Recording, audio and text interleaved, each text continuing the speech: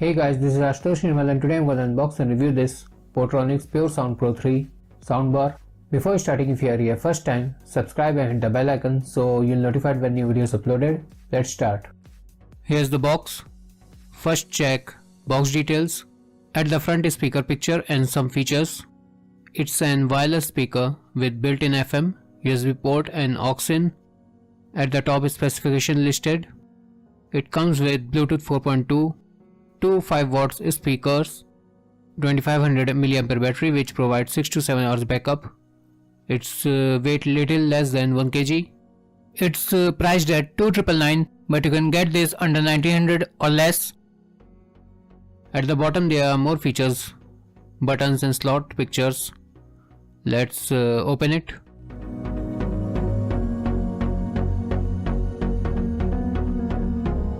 Here's soundbar perfectly packed. Let's see what else in the box. We got a user manual,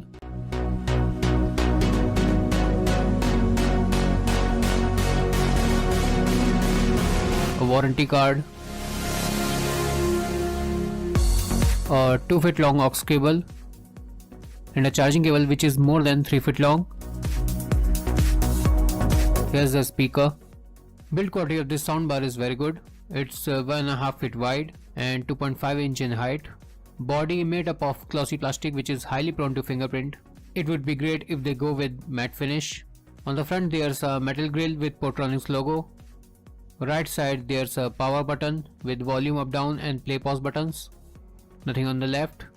Back side there's a aux port to connect it with the aux cable. Then charging indicator light, power socket and full USB socket to directly play music for a pen drive. There are two rubber pads so it won't slide off the table. Press this power button for 3 seconds and the speaker will start. Power on. Bluetooth mode. And it's ready for pairing. Such a mobile. Here is the Pure Sound Pro 3. Paired. Now it's paired. Let's play some music.